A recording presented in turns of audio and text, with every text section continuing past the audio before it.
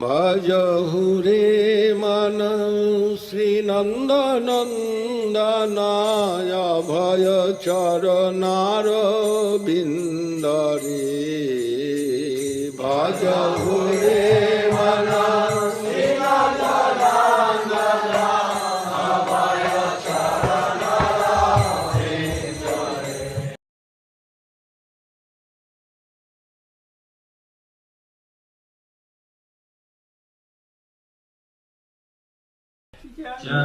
Jaya Vishnupad Paramahamsa Parivajakacharya Varya Ashtotara Satta Shri Shrimad Srila Bhakti Vedanta Swami Maharaj Prabhupada Ki Jai. Jaya Vishnupad Paramahamsa Bhagavan Shri Bhakti Siddhanta Saraswati Thakur Goswami Maharaj Srila Prabhupada Ki Jai. Shri Rupanuga Guru Varga Ki Jai. Sad Goswami Prabhu's Ki Jai. Namacharya Srila Haridas Thakur Ki Jai. Jai Shri Krishna Chaitanya Prabhu Nityananda Shri Advaita Gadadhar Shri Vasari Gaur Bhaktivinoda Ki Jai. Shri Shri Radha Krishna Gopa Gopinath Shamakund Radha Kund Giri Govardhan Ki Jai. Gangamai Ki Jai. Gangamai Ki Jai. Vrindavan Mathura Dham Ki Jai.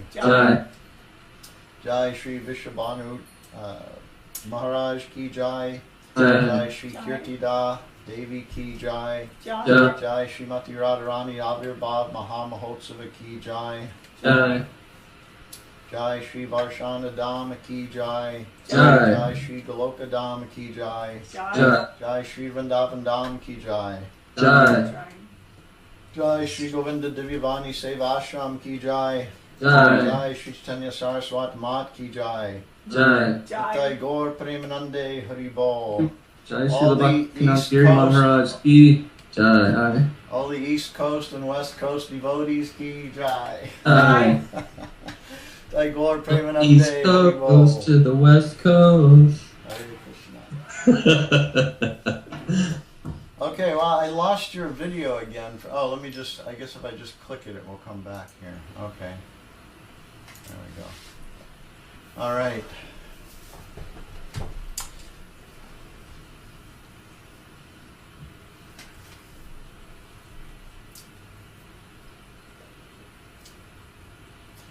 Vandehang Shri Guru Shri Yuta Parakamalang Shri Gurun Vaishnavangscha Shri Rupang Sagrajatang Sahagana Raghunatang Vitang Tang Sajivang Sadvaitang Savadutang Parijana Sahitang Krishna Chaitanya Devang Shri Radha Krishna Padang Sahagana Lalita Shri Vishakangitangscha Om Jnana Timarandasya Gyananjana Shalakaya Chakshurun Militam Jena Tasmai Shri Gurave Namaha. Vancha Kalpatarubhyascha Kripa Sindhyevacha Patitanam Pavebhyo Vaishnavabhyo Namo Namaha.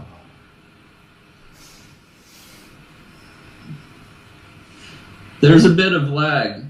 It's cutting out. It was a little weird playing Kartals with the lag. I had to stop and start, but I hope it was all right. I just couldn't necessarily play along with you, okay. But we were trying. That was fun. Yeah, cutting off your audio stream. I'm kind of getting used to. I've never done Skype before, so like you were just doing those mantras. I know them, and then I was like, wait, I could just. I'm supposed to be saying them too, so. Okay. We'll get used to it. Eventually, okay. It'll be more fluid. Okay. Anyway, you can hear me all right now? Yes. Okay. Then I want to say something about the holy appearance of Sri Radha. In that first mantra of the Mangalacharana, Vandehang Shri Guru. Shiuta Kamalang Shri Gurun Vaishnavangscha. There we're offering obeisances to all the gurus, our gurus, and the gurus in our line of acharyas especially from the time of Sriman Mahaprabhu, and especially from the time of Sri Madhavendra Puri, and Sri Ishvara Puri. So Sri Madhavendra Puri is credited with introducing the conception, the primary conception that we are following, those of us in the line of the Gaudiya Vaishnavas, those in the following the line of Sriman Mahaprabhu. And that means Sri Radha Dasyam. So there are many devotees of Krishna. Krishna is famous all over the world, especially now after so much preaching has gone to the West. Previously, Krishna was known mostly in the East, of course, in India, but through the conception of Srila Bhaktivinoda Thakur and the implementation of that conception of Krishna consciousness, and especially the teachings of Sriman Mahaprabhu that came out from Srila Bhaktisiddhanta Saraswati Thakur. Then, under his direction, the conception of Krishna consciousness was taken all over the world, and that interest of Srila Saraswati Thakur, he began that work, but it was not completed by him. But Srila Sridhar Maharaj said that Srila Swami Maharaj, Prabhupada, Bhaktivedanta Swami Maharaj, that he completed that work, what could not be finished by Srila Saraswati Thakur. So by that, by his grace, the grace of Bhaktivedanta Swami Maharaj and Saraswati Thakur, Bhaktivinoda Thakur, and also by the grace of Srila Sridhar Maharaj, who Srila Prabhupada acknowledged as his Shiksha Guru, and whose advice and instructions he appreciated so much, and whose association he appreciated so much. And reciprocally, Srila Sridhar Maharaj also glorified so much the preaching of Srila Bhaktivedanta Swami Maharaj. And as we know, saw Srila Swami Maharaj as Shaktivesh avatar of Sri Nityananda Prabhu. And it was the work of Sri Nityananda Prabhu who really, you could say, inaugurated the conception of the worship of Sri Chaitanya Mahaprabhu.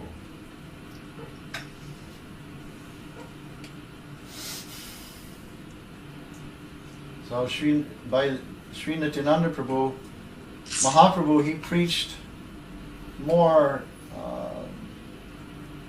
in a confidential circle of devotees, and very close to him always was Sri Swarup Damodar.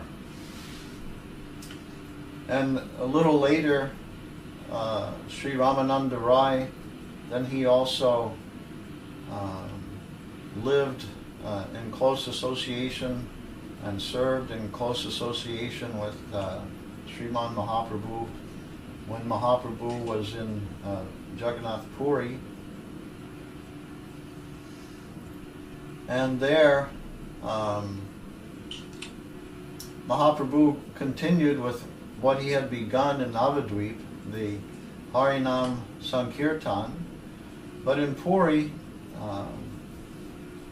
he also spoke at length with his dedicated followers, Sri Swarup Damodar, Sri Ramananda Roy, Sri Rupa Goswami, Sri Raghunath Das Goswami, Rupa Raghunath, Sri Sanatan Goswami, Haridas Thakur, and many other great and famous devotees and large branches of the Chaitanya tree. So, Swarup Damodar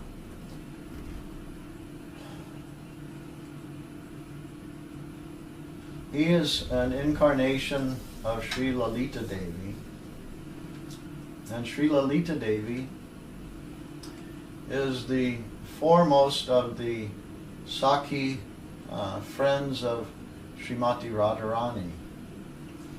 So the worship of Krishna, the understanding of Krishna, the preaching of Krishna consciousness, that came out into the Western world, as I started to say, or as I began to say, and especially it was introduced through the teachings of Sri Bhagavad Gita.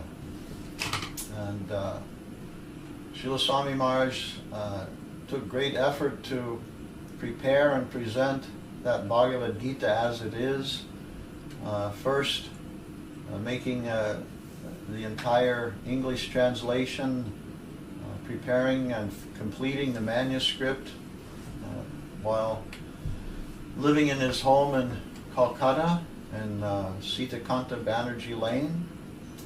And most, if not all of that was completed during the time that Srila Sridhar Maharaj was living in the adjacent building to Srila Swami Maharaj.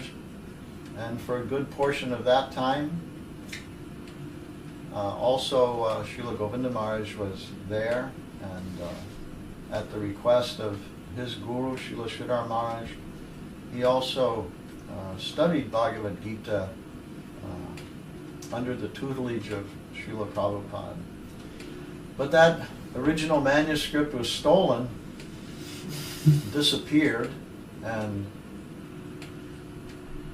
rather than, I guess Prabhupada worked on it some more after that, but after that he especially began to prepare the first 3 volumes of Srimad Bhagavatam, which he brought with him to the United States, which he tried to distribute in India, as there was no proper translation of Bhagavatam at that time.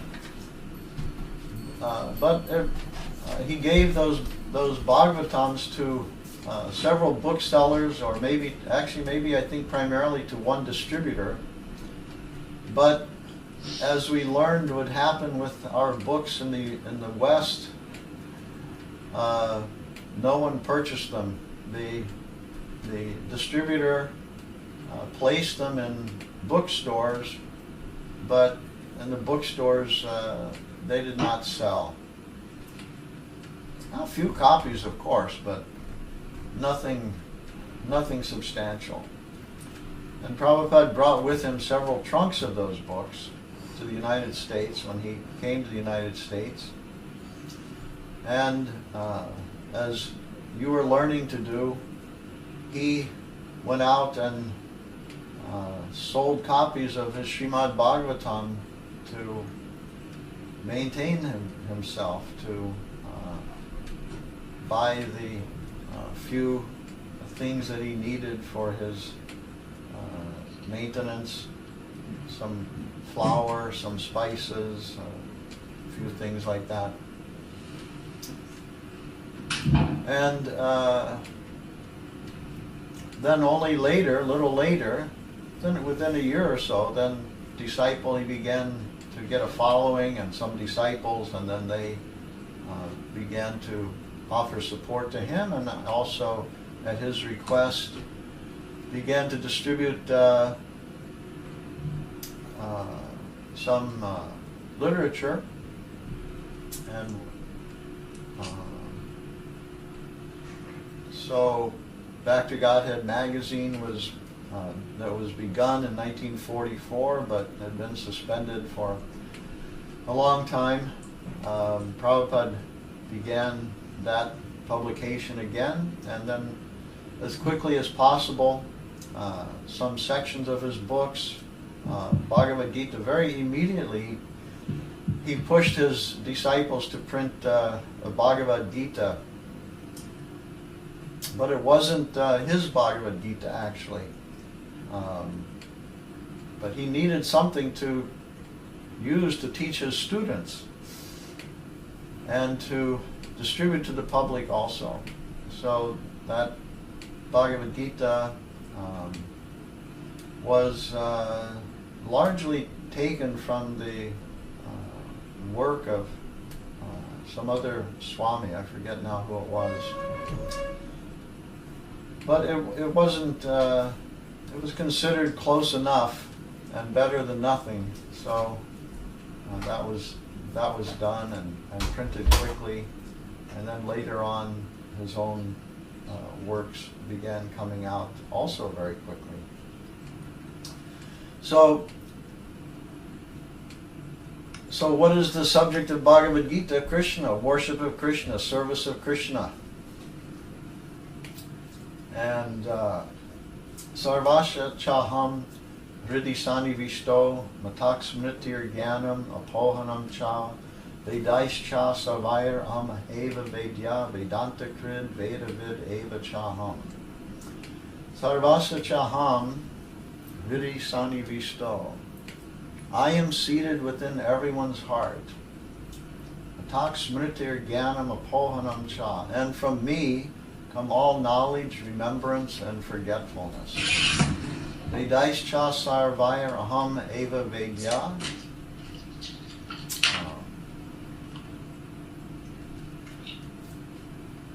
Vedais sarvair. I am the source of all Vedic literatures. I am the knower of all Vedic literatures. I am the compiler of all the Vedic literatures. Of all the Vedic literatures, I am to be known. So this, again, pointing again to, and what is the conclusion of Bhagavad Gita? To unalloyed service to Krishna. Abandon all varieties of religion and dedicate yourself wholly and solely to my service.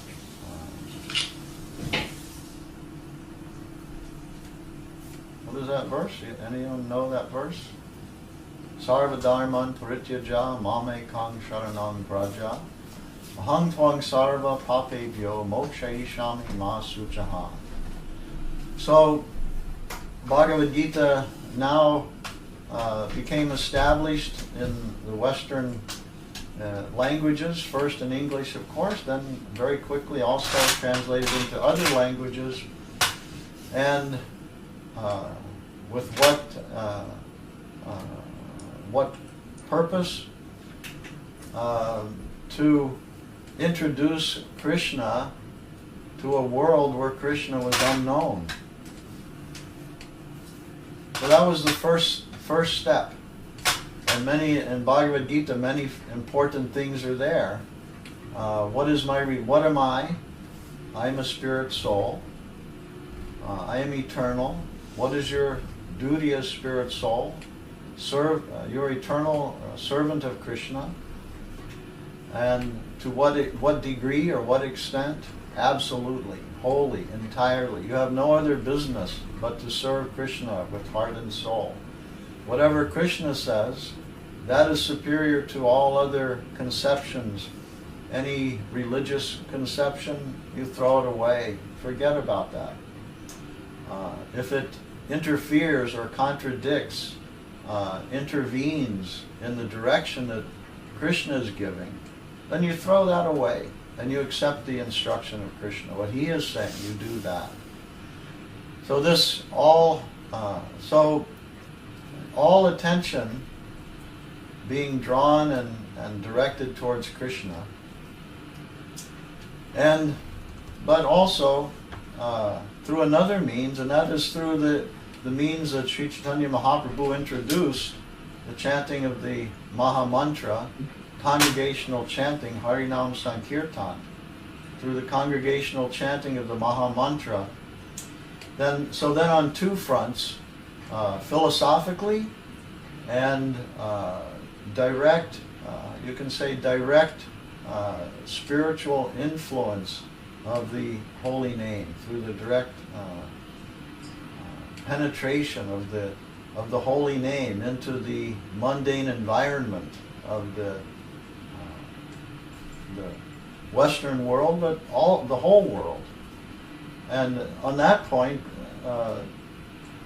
Prabhupada had an idea also in mind coming to the Western world, that if he could establish Krishna consciousness in the West, then he could establish it in India, where you would, and some have argued with me, where it was already established. But if it was already established, then the Gaudiya Math temples would all have been filled up and expanding very quickly. But they did not, and neither did the temples of any of the disciples of Srila Saraswati Thakur. They were effective. I don't mean that they weren't effective. They preached Krishna consciousness, and people came to take part. Srila Govinda Maharaj said, before Bhakti Vinod Thakur, he said there were, Bengal was full of Vaishnavas. But Srila Saraswati Thakur said, but you are all Sahajiya. So it was full of Vaishnavas, only one problem. They're all Sahajiya and Mayavad. In India, even the so-called Krishna Bhaktas, they're also mostly tinged with conceptions of Mayavad. And you can see that well, actually you shouldn't see it, but you may have seen that in the translations of Bhagavad Gitas, other Bhagavad Gitas. They're completely Mayavad, top to bottom. And there's so many of them. Dozens and I'm told hundreds of translations of Bhagavad Gita. And as Prabhupada pointed out, but where is the one that has created any devotees of Krishna? And the answer is zero. There were none. So, because why? Because they weren't being translated by devotees of Krishna. So there's the obvious reason. So Bhagavad Gita promoted widely now in the Western world, and then reintroduced in the back into India, and along with other programs for preaching, Harinam Sankirtan, Prasadam distribution, village programs going to the villages throughout India, especially Bengal, but gradually through all of India. And so in this way, Krishna became established, the service of Krishna became established, worship of Krishna became established, the chanting of Krishna's holy names became established, but in a different way, not tinged with Mayavad and not tinged with Sahajiyism, but under the direction of a pure Vaishnava, which Bhaktivinoda Thakur says is the only kirtan which we should participate in. That kirtan which is led by a pure Vaishnava. That's the only kirtan that we should take part in. Other kirtan will not be good for us. So Saraswati Thakur, Bhaktivinoda Thakur, they did so much, and of course we know just before Srila Saraswati Thakur's disappearance, then he gave some very high and special recognition to Srila Sridhar Maharaj when asking Srila Sridhar Maharaj to sing the Sri Rupa Manjari Pada, and very pointedly he began, and then the manager of Gaudiya Math, who everyone followed and had to respect at the order of Srila Saraswati Thakur, he stopped Srila Sridhar Maharaj's chanting. He didn't find that the tune was sweet enough or nice enough, so he suggested someone, Sripad Puri Maharaj, with a better singing voice or a better tune that he should sing. And Srila Saraswati Thakur stopped him. No, he said, it's not the tune that I want to hear. So he wanted to hear the singing of that Sri Rupa Manjari Pada coming from the heart, not the lips, but the heart of Srila Sridhar Maharaj. So he, after Saraswati Thakur's disappearance, Maharaj? Maharaj? Yeah. You lagged out right when you were talking about Srila Saraswati Thakur said, not the tune that I want to hear, and then you lagged out and we missed that whole part. Could you just repeat that part about him wanting to hear from Srila Sridhar Maharaj? Sure. It was not what was coming from Srila Sridhar Maharaj's lips that he was interested in, not the tune, not the vocal cords, not the voice. What was being expressed by the heart of Srila Sridhar Maharaj. And what was being expressed by his heart was that Sri Rupa, he is the all in all he is our all in all. He is everything to the Gaudiya Vaishnavas. He is the object of my worship. He is the object of my bhajan. He is the object of my service. He is my object of everything. Could you hear that? Yes, Maharaj. Okay. So, Srila Bhaktivedanta Swami Maharaj, he also, as other godbrothers, recognized some special position directed, pointed to by Srila Saraswati Thakur. Special position, and as Govinda Maharaj said, promotion given by Saraswati Thakur. Promotion where? Promotion to what? To the entrance into the camp of Sri Rupa Goswami, Sri Rupa Manjari.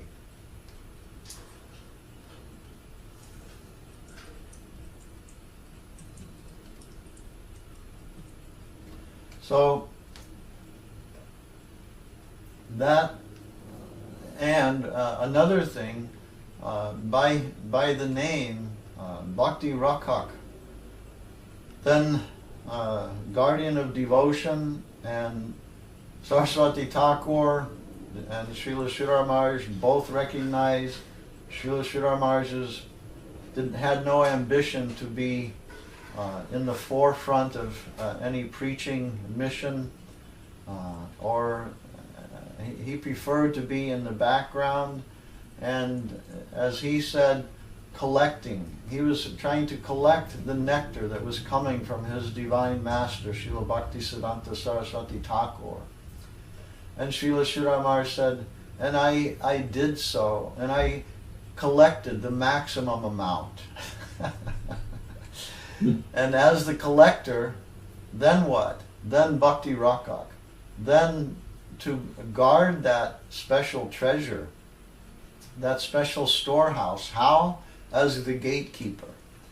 So Srila Sridhar Maharaj said he was not given position as the distributor, but as the gatekeeper, to be the guardian of that treasure. Who would wanted that treasure, then he would gain admittance through the gatekeeper, something like that. So Swami Maharaj, Srila Prabhupada, he always, as Srila Sridhar Maharaj said, Swami Maharaj, he,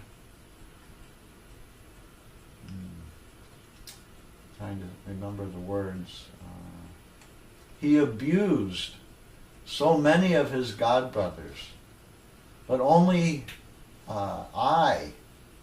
he did not abuse. He always showed his respect for me. So that is the fact, not only from the view of Srila Sridhar Maharaj, but from an objective view, and from Srila Prabhupada, Swami Maharaj's own words and writings. It is clear that was his idea. He gave some special recognition to Srila Sridhar Maharaj and accepted him as a Shiksha Guru. So anyway, Swami Maharaj had to begin from scratch in a world where there was no concept of Krishna.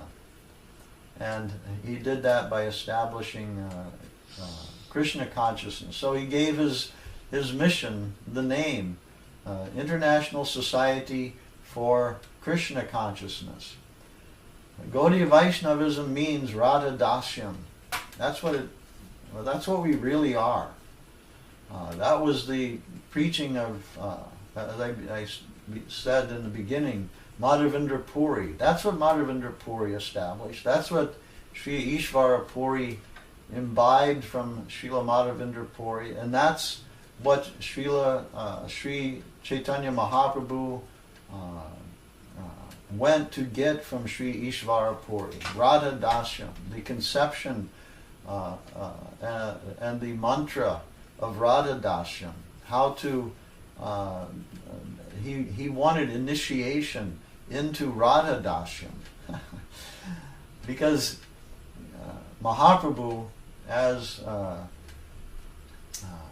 combined form of Sri Radha and Krishna, came in this incarnation to get what Vedaischa Sarvairaham Eva Vedya Vedanta Krid Vedavid Eva Chaham, what he could not even get himself as the knower of the Vedas. Of all the Vedas I am to be known, Krishna says, telling Arjuna plainly, of all the Vedas I am to be known. Indeed, I am the compiler of the Veda, and I am the knower of the Veda. And that was not sufficient for him. Krishna was not satisfied with that. He wanted something more than that. And what he wanted was to understand the extraordinary mood of service of Srimati Radharani. He could not understand. I am Rasaraj Mahabhav. Krishna is Rasaraj Mahabhav. He is the reservoir of all ecstasy, the reservoir of all pleasure. And he is seeing the service of Srimati Radharani, and who is actually Mahabhav herself, Srimati Radharani. And he is wondering how it is possible that she is more than he in that respect. In transcendental mellows, in experiencing transcendental pleasure, ecstasy, Sri Radha, the servitor, is getting more from the relationship than the master she's serving. So this remarkable phenomenon, Krishna could not help but notice, and so had to find some way to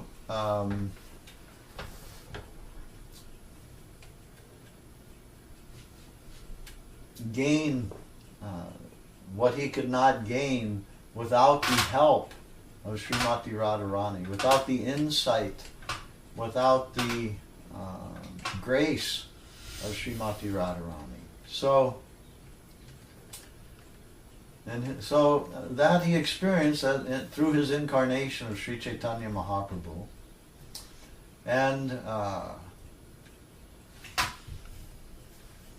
so that was established through the agency of Gaudiya, Sri Gaudiya Math in India, and the attempt was made in London and maybe Germany also, but unsuccessfully. And then the success came through the preaching of Srila Bhaktivedanta Swami Maharaj.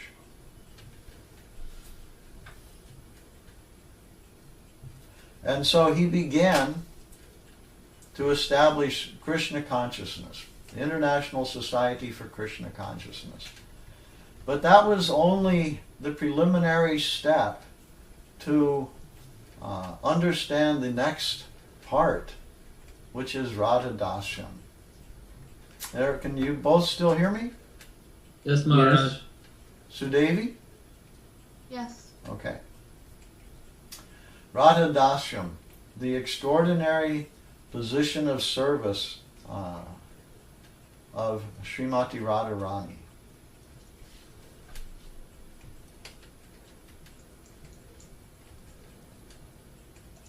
So, Sarvadharman Parityaja Mamekang Sharanang Vraja. What is that Vraja? That Prabhupada didn't explain so deeply in his Bhagavad Gita. Srila Sridhar Maharaj gave explanation. Certainly Prabhupada, Swami Maharaj knew the explanation, because even in his talks with Srila Sridhar Maharaj,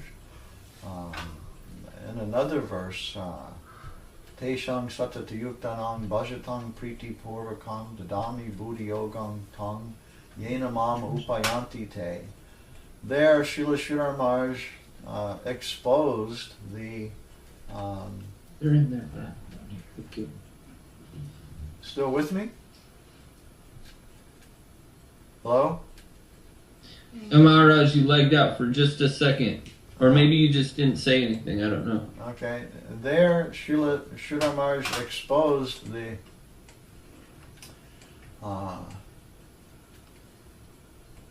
depth of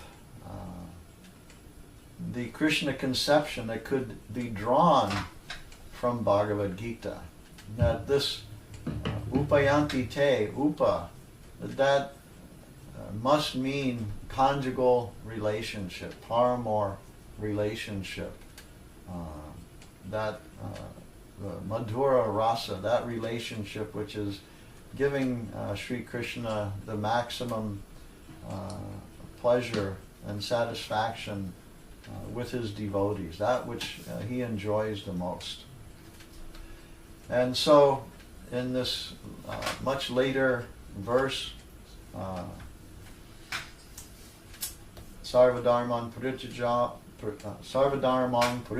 Mamekang Sharanang Vraja. Then again, Srila Sridhar Maharaj pointed to another deeply introspective conception presented in Bhagavad Gita. That Krishna, Swami Maharaj's translation is, abandon all varieties of religion and come to me. Vraja, come to me. But Srila Sridhar Maharaj said it means Vraja, Vraja Dham. It means come to me. Come where? Where am I? Where is Krishna? He is in one place and one place only, and that is in Vraja Dham. And that Vraja Dham, Goloka Vrindavan, that's what it means. That's come to me means I am here, so come here, come to me. Yes, he said, Mamikam Sharanam Braja. Srila Sridhar Maharaj said, you may go to Braja, and there you will find the most hidden of all hidden truths, Sarva Guyatamam. And we're following you in the hidden treasure, the sweet absolute. Okay. That was that verse that led me to go to Srila Govinda Maharaj for initiation. Because I wasn't being told about Guru by the people of the Golden Road. So I started reading their books, and I came across this verse, and I read that it meant echo. The word Vani means echo, which suggested an additional meaning, and the hint was to go to Braja, and I found that that was Navadvip, that Vrindavan had emerged as Navadvip, and then I went to Navadvip to get initiation from Srila Govinda Maharaj as soon as I could arrange to actually go there. So what you're talking about is what led me to Srila Govinda Maharaj. So just see how important it is to distribute these books. And I want to come to that point also, because, so actually you just made the point so well. So from the book, and also I also went from a book. I also went to Srila Sridhar Maharaj's mat from reading one of Satsrup Maharaj's books, Prabhupada Leelamrita. And like you saw something there, then I saw, there the sannyas mantram that Srila Prabhupada, my guru, received.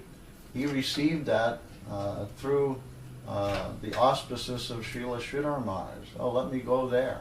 So how important these books are. Without the book, who knows where we would have gotten that inspiration. So Prabhupada pushed the distribution as his guru had done. Srila Bhaktisiddhanta Saraswati Thakur pushed the printing and distribution of books, literature, magazines, newspapers, whatever he could print and distribute, he printed and distributed. And established his own, even purchased his own printing presses, set up his own print shops with typesetting and printing and everything for that purpose. So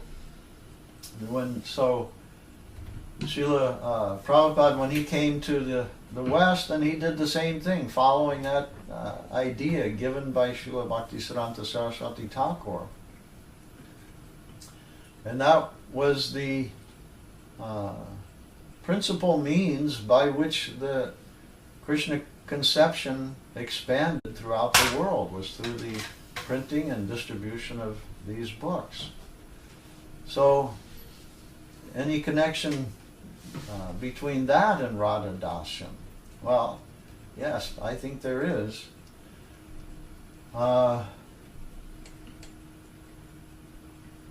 Srimati Lalita Devi, whose appearance we celebrated just yesterday, and Srila Sridhar Maharaj said about Srila Lalita Devi, quoting a verse, I believe, of Srila Rupa Goswami, that her service to the divine couple is without equal, that her interest in her intensity of devotion and service is so great that if she cannot tolerate to see even a drop of sweat on the foot of Radha or Govinda, that if seeing that, and that would disturb their pastimes, then she would willingly, she will take all effort to any means to remove that drop of sweat, to give relief, so that the pastimes of Sri Radha and Krishna would go without the least disturbance whatsoever. That's a very small thing, a drop of sweat. Who would notice it? But, well, who would notice it? We know. Sri Lalita Devi, she would notice it. And she would take any means to remove it. And to what extent? What means? To expand herself 1,000,000 times, Srila Sridhar Maharaj said. That urgency, that intensity. And she does. She expands herself millions of times because the servitors of Sri Radha, just like the servitors of Krishna, Sri Krishna is the origin of so many servitors. So Srimati Radharani, she expands in the form of unlimited servitors. So Sri Lalita Devi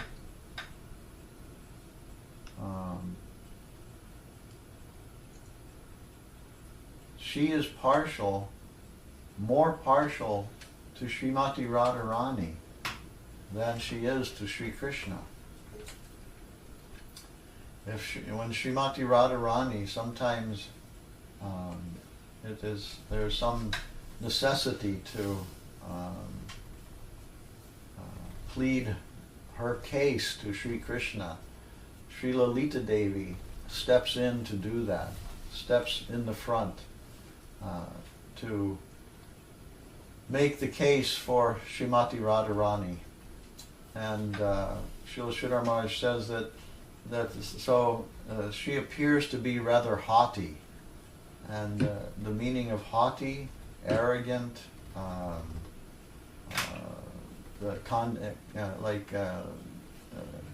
condescending, another word, demeaning, to demean others or to be condescending towards others, vain, one who is vain.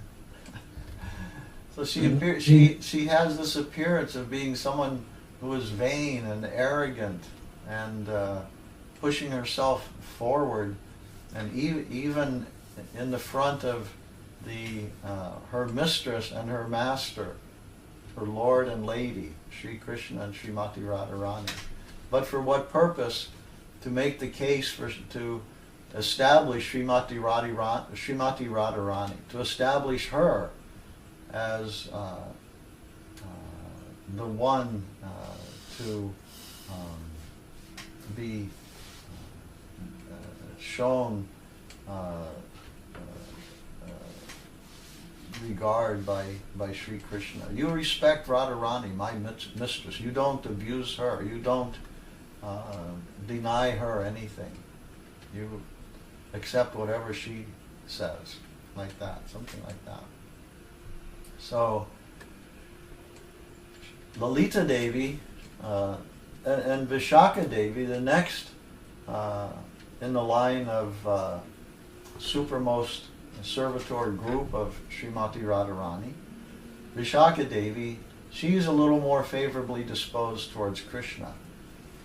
And because Mahaprabhu appears as both Radha, Krishna combined, then both Lalita and Vishaka are also there to give satisfaction to this both Krishna and Radha in their combined form of Sri Chaitanya Mahaprabhu.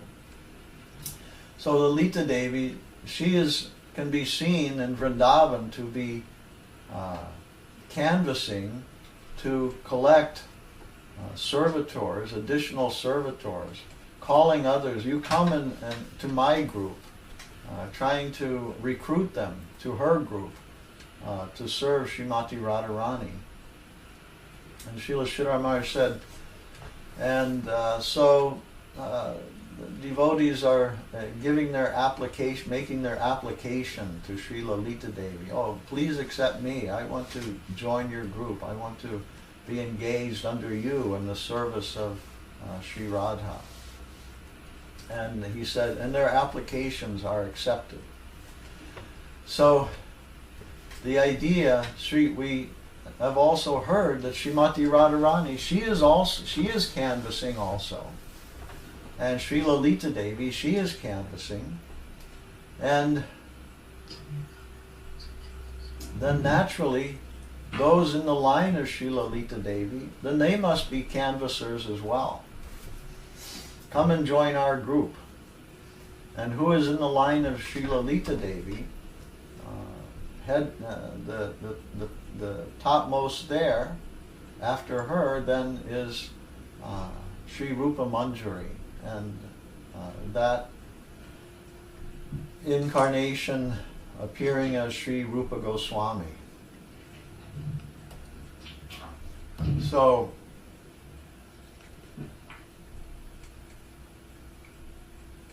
Srila Sridhar Maharaj spoke one time about some difference between the Goswamis, the Babajis. Babaji considered to be the fifth ashram in the Varnashram system. Generally we hear 4 ashrams.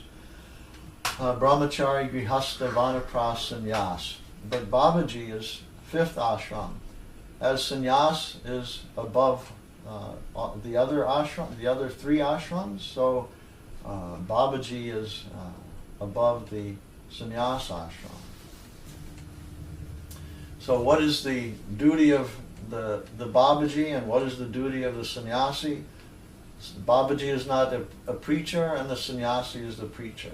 So the Babaji is not a canvasser, but the Babaji, his position is so high, as it in the example of Sri Rupa Goswami, that he is drawing down what is in that upper domain, the spiritual domain of Sri Vrindavan Dham and Sri Navadvip Dham.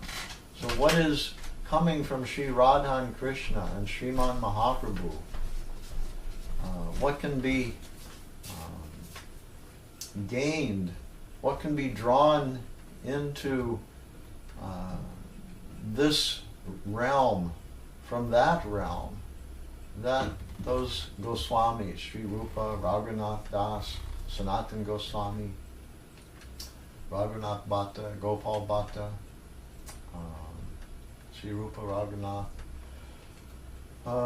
Did I forget one? Gopal Bhatta. I think so. But anyway, Rupa Raghunath, Sanatan, Rupa Raghunath, Sanatan, Raghunath Bhatta, Raghunath Das, Gopal Bhatta. Who am I forgetting? Srila Jiva Goswami? Jiva Goswami, yes, Jiva Goswami. So these 6 especially, others later, and but anyway, especially these 6 who were contemporaries of Chaitanya Mahaprabhu. So there's quizzes along the way. There's what? There's flash quizzes along the way to see if we're paying attention. Oh. Okay. Well, we are paying attention. I just needed a little help. So, they all accepted this Babaji dress and Babaji mantra, etc. Babaji mantra, same as Sannyas mantra actually, but that was after the time of Mahaprabhu, and Mahaprabhu condoned this and accepted this of these 6 Goswamis. Then after Mahaprabhu's disappearance, and there was immediately, as always happens, then the wave, the first is the wave of Krishna consciousness, and then the trough of Maya. So as the wave of Krishna consciousness sweeps over the land, then it recedes, and what is left is the trough of Maya. And so the trough of Maya began to appear, and it began to appear with the imitation of following Chaitanya Mahaprabhu, rather than following him actually, following him through imitation. So after 400 years or so of this, then we come to this point that I mentioned earlier. Saraswati Thakur declaring that so many Vaishnavas, but actually, where is the pure Vaishnava? All are Sahajya and Mayavad. So great misrepresentation of Chaitanya Mahaprabhu's preaching and practices became fully manifest, except for a few exceptions.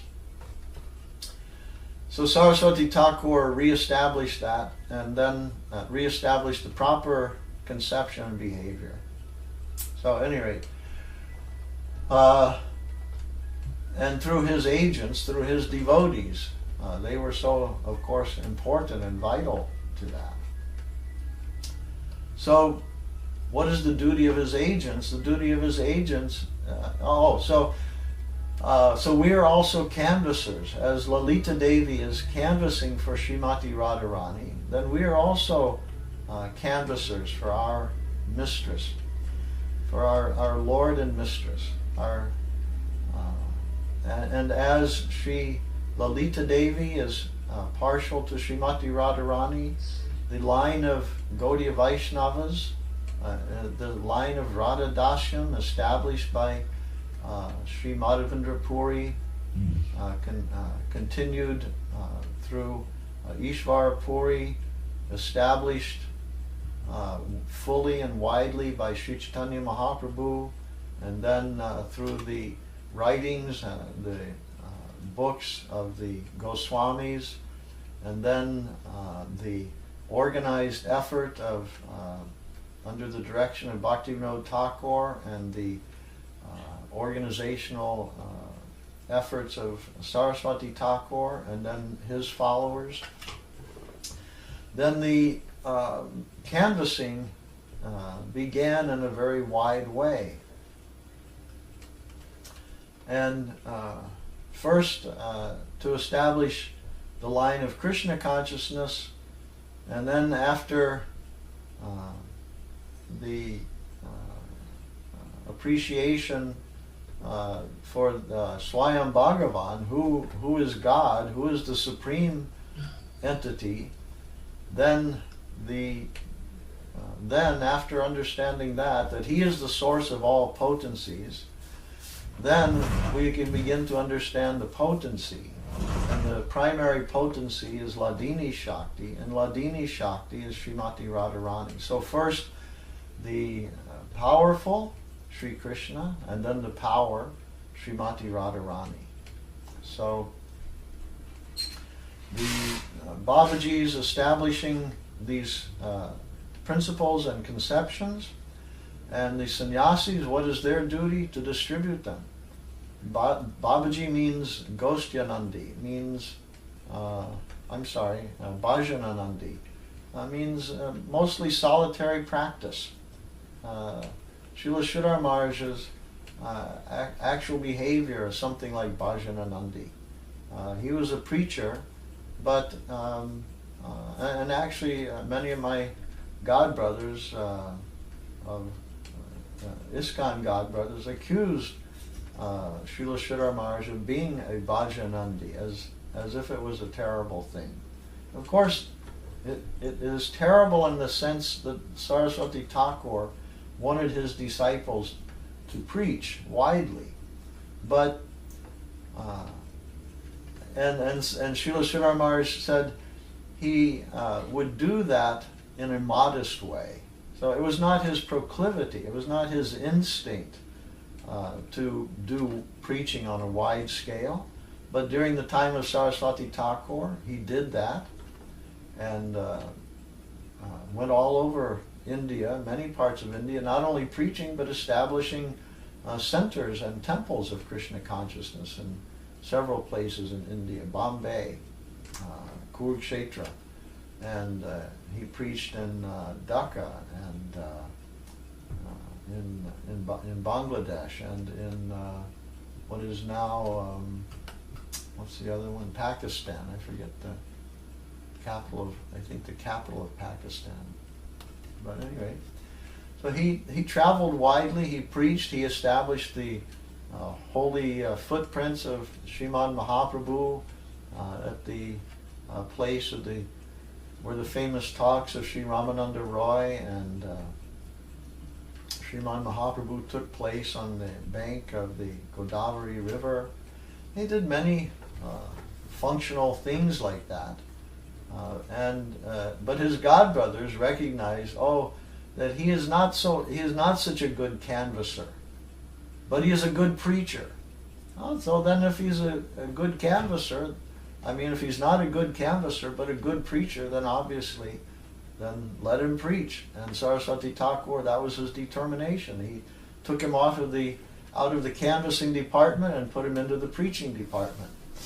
And he was very, his preaching was very much appreciated by Saraswati Thakur and by his godbrothers also, and many others in the public. So, Srila Sridhar Maharaj was making this point that our duty is to take what has been given by the Babajis, by the 5th ashram, and distribute that. That's our responsibility, is to distribute that. So, as Sri Lalita Devi is canvassing on behalf of Srimati Radharani, and Sri Rupa Goswami is the foremost, Sri Rupa Manjari is the foremost of the Manjari group under Sri Lalita Devi. And Sri Rupa Goswami has established the principles of all those things which are the highest and most dear to the followers of Sri Chaitanya Mahaprabhu. And what are those? Radhadasyam, Parakiya Rasa, the idea that Krishna is not mine, that he is although he shows himself to be affectionate to me, I see that he is enjoying with others. Is he really affectionate to me, or is he really affectionate to others? So that pulling at the heartstrings, always tugging at the heartstrings. That Srila Sridhar Maharaj said that Parakiya Bhava, that emotion of Parakiya, does he belong to another? That permeates Sri Vrindavan Dham, and in all the rasas of Sri Vrindavan Dham, not only in Madhura Rasa, but Vatsalya Rasa also. And so Srimati Yashoda Mai, Yashoda Devi, and she is in distress sometimes. Krishna is my son. Some say he is the son of Devaki. So she is feeling, is Devaki going to come and take him from me? That sort of anxiety present in those who are the most dear to Krishna, whose position cannot be usurped by anyone, and yet they still experience this anxiety as a result of Parakiya Bhava. And then, so Parakiya Bhava and Vipralamba Seva, union and service in separation. Through service and separation, union. Krishna is far away, but through the service of Krishna, he becomes very near, nearest to us. So these concepts, Radha Dasham, Parakiya Rasa, Parakiya Bhava, Vipralamba Seva, these are the highest, dearest conceptions of our line, and none would be possible without the supermost, who is the target of our service, that is Srimati Radharani Devi. So we celebrate Sri Krishna Janmashtami, we celebrate Sri Radhastami, and for some, the Sri Krishna, his appearance will be more important, but for us, actually, the appearance of Srimati Radharani is more important, more close to us, more dear to us, because she is our mistress.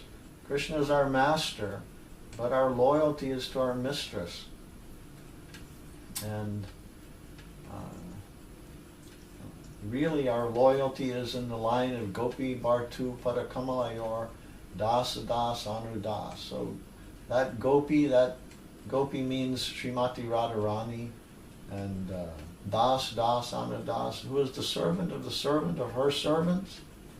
We are their servant. If we can get some position in the place of that serving group, then our life, all expectation, all hope, all ambition for a life of eternal joy, happiness, everything that the highest position that can be attained by the jiva soul will be attained through this line of the servitor group of Sri Radha, Sri Lalita Devi, Sri Rupa Manjari, Sri Rupa Goswami, and our Lord, our Master, our gurus who have taken the extreme effort and expended so much energy and blood, sweat, and tears to give us the chance to become incorporated within this great serving group. So Lord Sri Krishna, he sent Subala to find Srimati Radharani, and that story of him going and finding Srimati Radharani.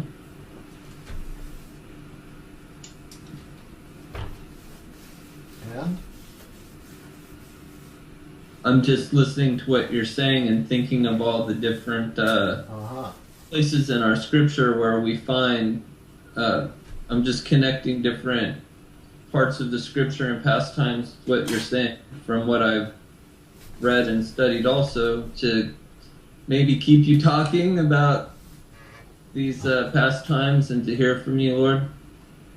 Well, if you want to keep me talking, how much time do we have? It's your time. Do you have any questions?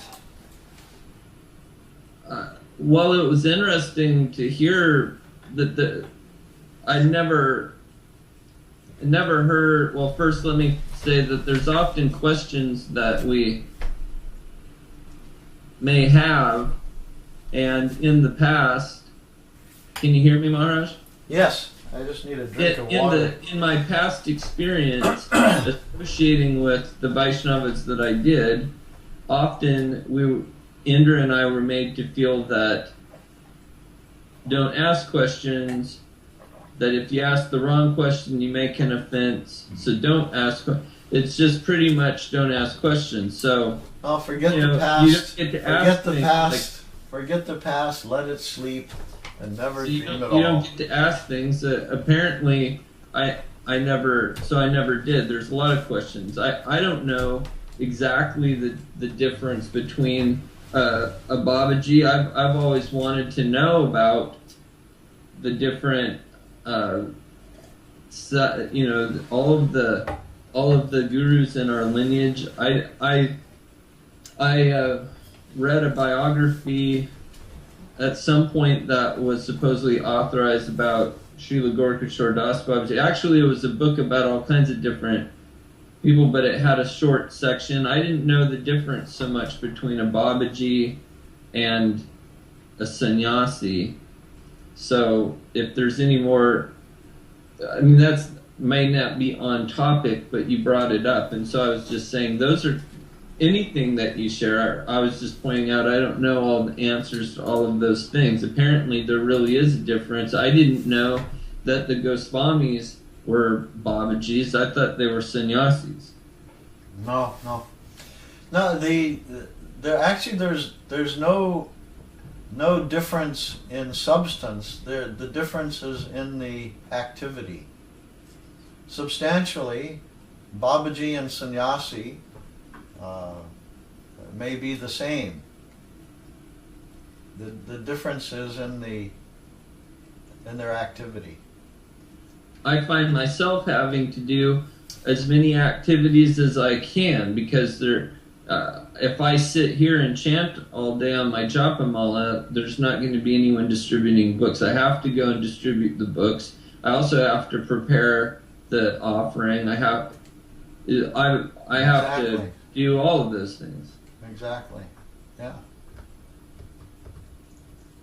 That's what we are encouraged to do. We're very much discouraged from following the line of Babaji. Number one is because it was so it gained such a bad name because of the imitation that I spoke about. Because it was taken by the Sahajiyas.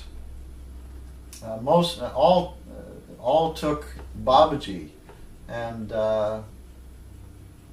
but their practices, many filthy practices in the name of Krishna consciousness, in the name of practicing the line of Chaitanya Mahaprabhu, but it was only imitation. It wasn't real. It was bodily. It was external, nothing internal there. So real Babaji means internal. Internally, Babaji and sannyasi will come to the same point. Should come to the same point. And why is that? Because the mantram is the same for each. So, and that mantram is what? Leading to Radha Dasyam. So that's what will be attained, whether Babaji or sannyasi. We don't think sannyasi is not a lower position, it's a different function. Although it in one sense is a lower position, but not really. Everything, of course, always depends on the realization. So, grihastha, sannyas, vanaprast, brahmachari, babaji, these are terms which have meaning mostly externally. So when I say Babaji and sannyasi, I'm saying Babaji has one function, sannyasi another. Brahmachari has one function, grihastha another. Vanaprastha has one function, grihastha a different function. But Pundarik Vidyanidhi, grihastha, acclaimed as not only great devotee of Krishna, but the incarnation of Maharaj Vrishabhanu, the father of Srimati Radharani. But he was looking like a householder. Not only a householder, a wealthy man, apparently engaged in, as a wealthy man would be, in enjoying the senses with opulence, great opulence. He was a wealthy person. So wealthy people have opulence. It is natural. But that's not a hindrance. If one is internally cultivating Krishna consciousness to the maximum degree, or if one has attained Krishna consciousness, then grihastha, vanaprastha, what does it matter? Sannyas, it means nothing. Bhaktivinoda Thakur was a grihastha, and he had many children, 9 or 11 or something, great number of children. And his son was a Naishtika brahmachari, never passed semen, was and from brahmachari took sannyas. So whole life as a brahmachari, and he was a great a person of similar stature to his father, Bhaktivinoda Thakur, and Bhaktivinoda Thakur similar in stature to Jagannath Das Babaji, a Babaji who he accepted as one of his gurus, his Shiksha guru. So Arjuna, he was a Grihastha, and Arjuna's wife, Draupadi, had 5 husbands. So, but she is a pure devotee of Krishna. So what does that mean? So everything, ultimately, what is the internal realization? And of course, very difficult to know that. Externally, what can we see? And very hard to see. But is that what? Give me a second to think of what I want to ask. I'm reading Jaiva Dharma.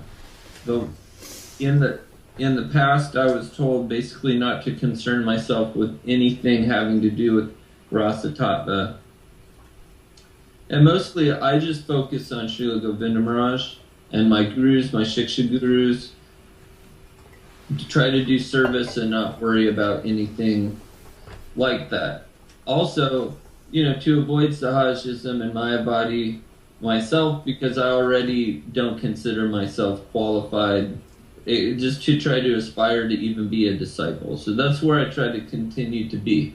But it's clear from Jaiva Dharma that and I'm hearing what you're saying, and it ties in, that's why I'm bringing this up, because in Jaiva Dharma, some disciples of one of the Babajis or sadhus that's in there, they come to him, and they, at some point in their relations with him, and they're not really even as engaged in doing so much direct seva as you would see even people now in modern times out doing so many different activities. They were just living their lives. They'd come to the sadhu, and they were basically listening to Srimad Bhagavatam and taking some instruction. And before they leave, then the sadhu's asking them, so, you've heard these stories and things, like, somehow it comes up, like, so what, the sadhu's asking, so what seems to touch your heart? And one of them says, well, this story, this story, when I hear that, I just naturally like something about that. The other one says something completely different. And then he sends them on their way to do their sadhana, their external life. And one becomes a grihastha, the other, his uncle, I think, goes on to be a sannyasi. But he discloses to them their internal, what they should internally foster as their relationship. When this came up between Indra and I, it didn't really come up between us, but I brought it up knowing that he may read this. And so here's the question, is that I said, how do we resolve that? Because first of all, we don't know our internal situation, and also we've been told not to even concern ourselves with trying to do anything to inspire any kind of rasa, just do service and follow our guru. I said, so how I resolve that is, in the Srimad Bhagavad Gita and the Hidden Treasure, Srila Sridhar Maharaj explains that all of those internal moods can be transmuted up to this point. So they can all change up to the highest servitor level. So I said, if you follow that conception, you don't have to concern yourself, because all of them can be transient up to that higher servitor point. So why would you want to even foster anything but just Radhadasyam anyway? And that all you need to do is follow your guru. But is that correct, or should we be someone, how do you even come up with how do you come about having a deity? I know that the deity you have in the temple there, I believe, was given. One question at a time. What's your first question? My first question in two parts would be: Are at some point in time are we supposed to internally foster something or focus our sadhana through something that the guru says, hey, I see this in you, this is what you should do, because that's what it looks like in Jaiva Dharma. Second of all, but one at a time. Yes, if your guru gives you that instruction, then why wouldn't you follow it? Specifically, is there a time when the guru? Is there something we should do for the guru to do that? Our gurus have not given that instruction to anyone that I know of.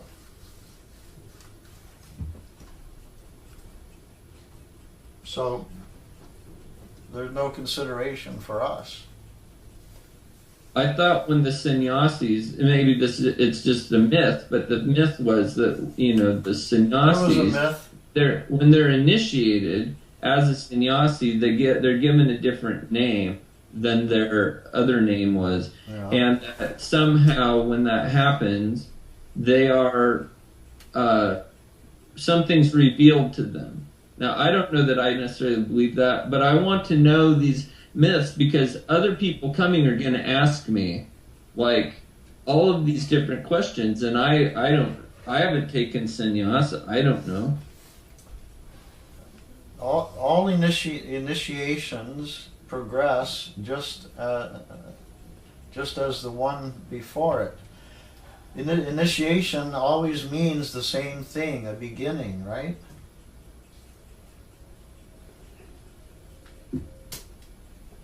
Can you hear me? The mantra that you receive as a sannyasi definitely is a different mantra than I have. But initiation means beginning, right? It depends. I can't answer that specifically because it's an English word that may not fully describe the meaning of diksha. To initiate means to begin. Okay. So whether one is being initiated, beginning with the Hare Krishna Maha Mantra, or if one is beginning with the Gayatri Mantra, or one is beginning with the Sannyas Mantra, each one is a beginning. No reason to think that immediately upon receiving the mantra that one is transformed into something that he wasn't already or wasn't qualified for previously.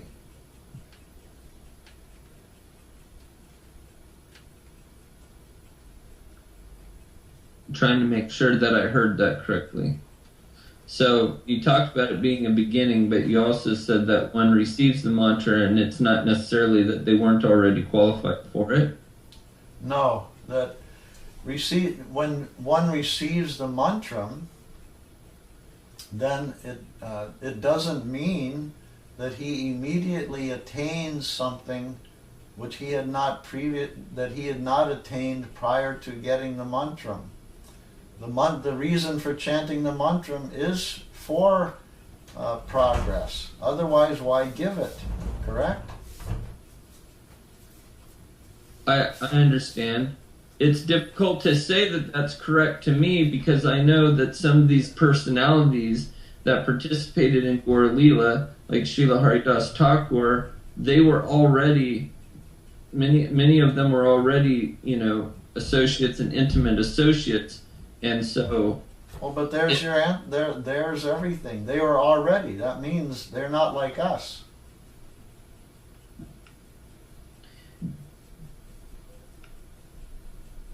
Well, then I guess that would be the better question. The better question then, as you're helping me get to more of the ideas, how do we know? Obviously, some of us, maybe not myself, but some of the people that we may come in contact with, and some of our gurus obviously were and are. They didn't just and are what? Eternal associates of the Lord. Sudevi, it's becoming very dark. Do you have any light there? We were thinking the same thing. Is it dark? I don't know. Yeah, I can In a turn this cave. light off. Do you have any light? Yeah. In your little video clip of yourself, it should show you increasingly falling into shadow. So those are the kinds of questions I've been told I'm not supposed to ask. The main reason I'm asking them is because people do ask me, and they don't know the answer. So, I just try to make sure that I have some of the answers. The answers that we've been given is always the same, whether it comes from Srila Sridhar Maharaj, Govinda Maharaj, or Srila Swami Maharaj. They've all answered this question, and the answer is always the same. And the answer is, when you are prepared, when you are ready to for this to understand your Siddha Sarup. This is what I think you're talking about. When you are ready for that, automatically it will be revealed to you. So our job is to make ourselves ready. And so the service that we've been given, these practices that you mentioned, distributing books, doing worship of Guru Gauranga, sadhana, studying the books, chanting our japa, etc. All of these things are to help us advance to these higher levels.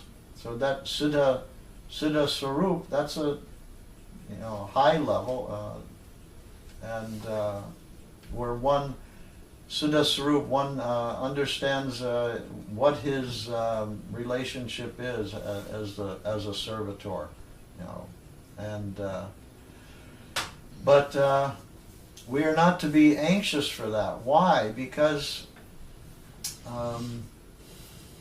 it's jumping ahead. It's I want to go to college before I've been to elementary school, or I want the job of an engineer before I've learned before I've been to engineering school, before I've learned how to work as an engineer. So everything has to progress step by step.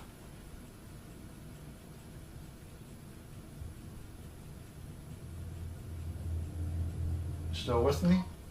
How is it that I see what you mean, because I see a lot of people that jump ahead. I mean, I'm already just trying to juggle everything that I'm doing. I see people that take and they get into, maybe they read a book on Krishna and they think, oh, that sounds great, and they go out, they buy like a little deity of Krishna. A woman came to Maternath's once and brought her deity with her, and she was like, my guru told me that I should, that I should worship Krishna as a little baby boy, and I have little baby Krishna with me, and her guru was hold on a second. She was a Narayan Maharaj devotee that showed up at Maternath. And Maternath kind of frowned on that, and I was aware enough also thinking, well, I'm not going to put her down, but I'm also thinking about Srila Govinda Maharaj's position on Narayan Maharaj, as well as what we're taught about that. I would never get it. Things came to me, but I would never personally go out thinking, oh, I like that particular Krishna, I'll go get a deity of that, and then worship that, thinking that I'm in that mood. But Gurudev, apparently, if Guru wants you to have a deity or something like that, or needs that a deity taken care of, then that's a completely different situation. But is there, I guess what I think most people who are coming that are new, or people who've been in for a while, or have even been initiated, what they're really asking me is, what is it that they need to do or needs to happen? Is there something that they do to work towards that? Towards having a deity? Do they even need to have a deity installed in their home? No.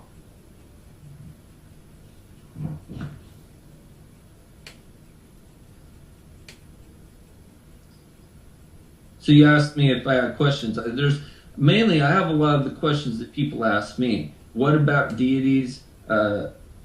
Everything I can know A to Z on deities, everything I need to know on just about everything. I should come and live with you for the rest of my life and just sit at your feet so that I can, hear from you how to help everyone else. That's like the main thing for me is the more I can learn from you, the more I'm available to everyone else. So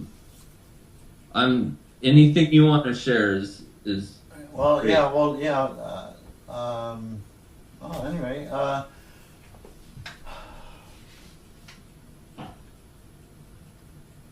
the Yuga Dharma deities are primarily for temples for the purpose of creating an environment where there is the opportunity to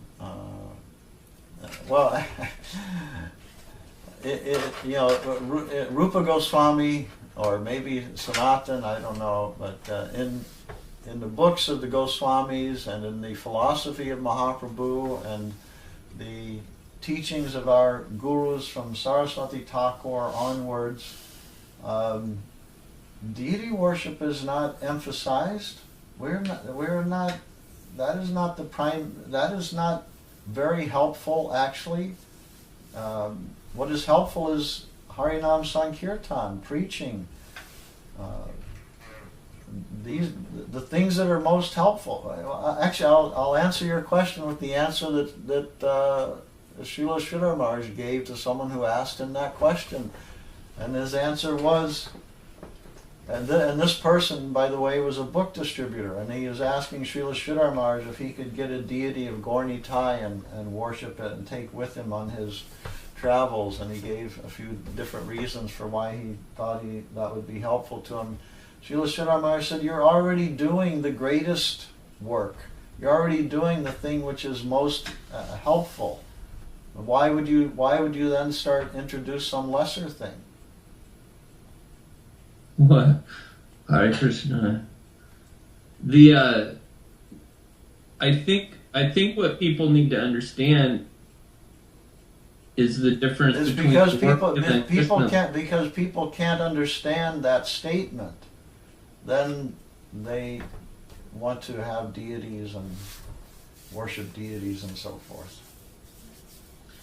What? And permission is given for that because it's not a bad thing. It's not the best thing. Best thing is chant Hare Krishna, either chanting japa. That's one thing, but even that's not considered as so high on the list. What is high on the list? The highest thing on the list is serving under the direction of a higher Vaishnava. That's directly from Srila Sridhar Maharaj's statement, which you can read and search for Sri Krishna. Our Guru Maharaj, Srila Sridhar Maharaj said, our Guru Maharaj, what did he say? It's not coming to me right now, but he was being asked about how many rounds should be chanted. Should 16 rounds be chanted as introduced by Srila Swami Maharaj or something like that? Our Guru Maharaj made no such consideration, was his answer. His idea was one should serve under the guidance of a higher Vaishnava. In Vrindavan, you don't find that the gopis are giving attention to chanting japa, but they're serving Krishna.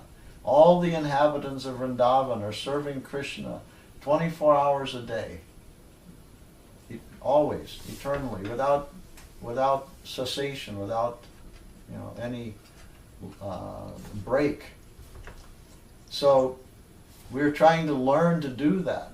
We must honor the vow. Our Guru has told us, chant, you want to be initiated, then you chant these rounds. And our Guru will set that number, not someone else's Guru, not a Guru of a past decade or previous generation. Our Guru will set that number. So Srila Swami Maharaj, he set a number for his disciples. That doesn't mean that every Guru is obliged to set the same number.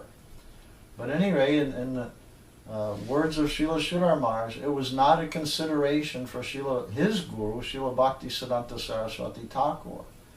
His consideration was a chant at least a minimum number.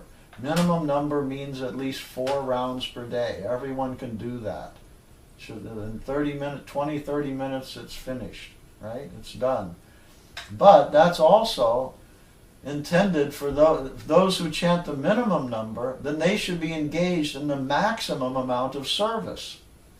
So it's not, I chant, 20 minutes and then watch 3 hours of television. That's not the meaning. Or I chant 20 minutes and go to the football game. Or I chant 20 minutes and go dancing or something. Go to the nightclubs. No, that doesn't mean that. If you chant 20 minutes, then you must have some other engagement. Then you're cleaning the temple, or you're doing deity puja, or you're distributing books, or you're preaching to someone, you're scheduling radio interviews, television, newspaper, you're contacting newspaper reporters, you're doing advertising, you're traveling to new places and introducing Krishna consciousness there. This is what Saraswati Thakur introduced, and this is what his followers introduced. And Saraswati Thakur also introduced temples. They weren't his. First he was instructed by Bhaktivinoda Thakur to establish the birthplace of Mahaprabhu. So that means then there must be a temple there.